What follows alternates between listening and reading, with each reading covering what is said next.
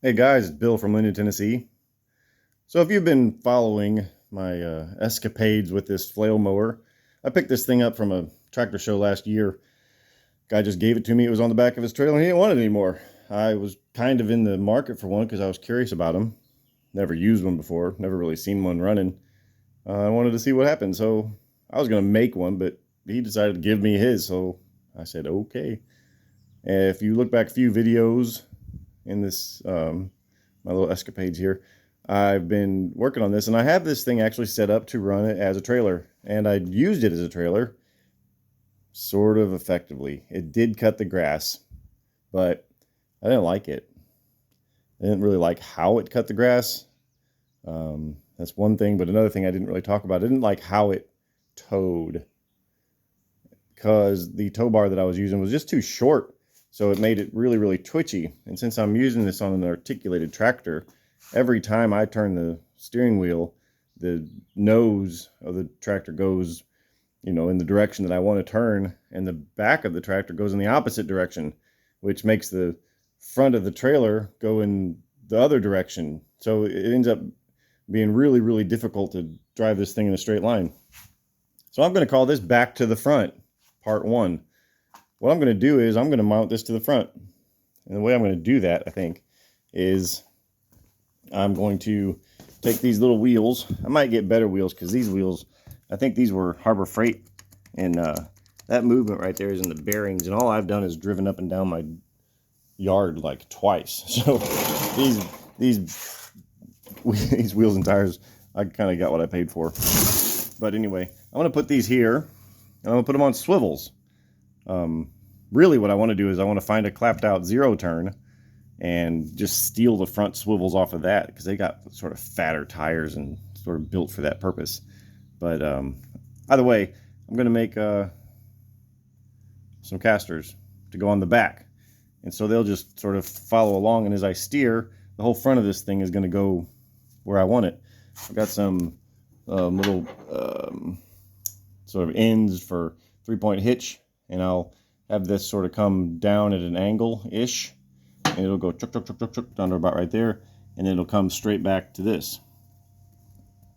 And then I'll have like a cross beam, a cross brace between the two, probably something like that. It'll go diagonal between them, and that'll keep the side-to-side motion to a minimum. And then the casters will determine where the ride height is for the blades. And then the front of this thing is going to be the old standby for me, just a chain. And I think what I'm going to do is, where's my thing? I got to find my thing. I've got a little, kind of like the pulley that I use on the front of this for my brush hog. I've got another little pulley, but this one's on a swivel.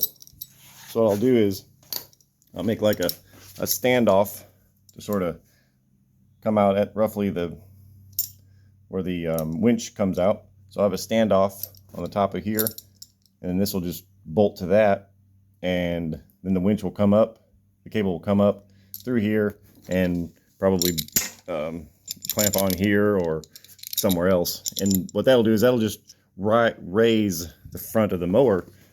Whenever I go to mount this thing on the tractor, this will be sitting on the flat floor, of course. I'll hook up my rear arms there, and then I'll hook up the winch. The winch will pull that up to the height that it needs to be, and then possibly I can just reuse this same chain that I use for the brush hog and clamp it to something, and then that will just hold the front off of the ground, and the weight of the mower will be on those casters. Ta-da!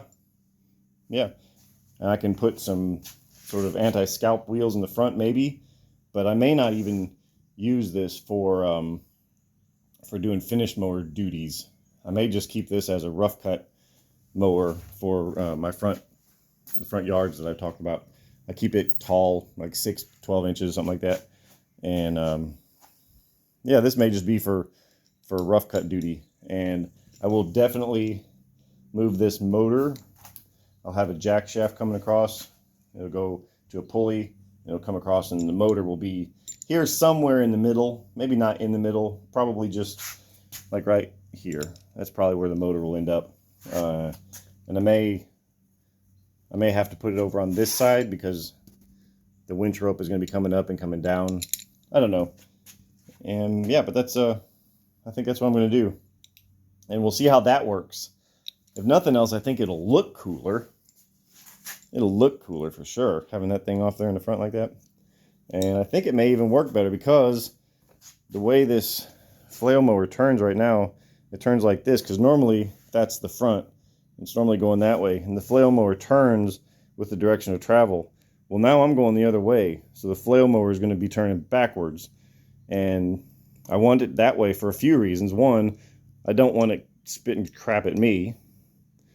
I want it spitting away.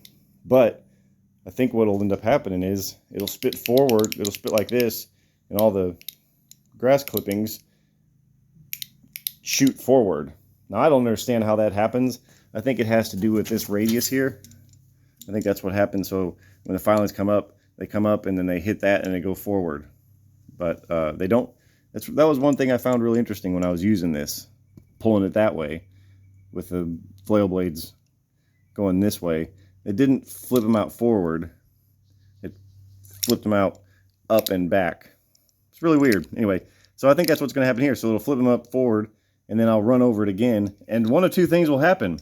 One, it'll mulch it up, and it'll make the clippings go away. Or two, it'll just bog this whole thing down, and it won't work at all. I think that's probably what would happen if I cut it low. But if I keep the cut height high, I think that those clippings will sort of get buried in the grass that I'm cutting. Another thing I didn't care for this very much is when I was using this pulling behind, the tractor would smoosh down the grass, and then this would roll over it and wouldn't pick up the grass that I smooshed down. And then as soon as I came back the other way, that grass had come up, and I ended up with two strips that are basically uncut. So I didn't like that either. So, part one. Thanks for watching. We'll see you next time.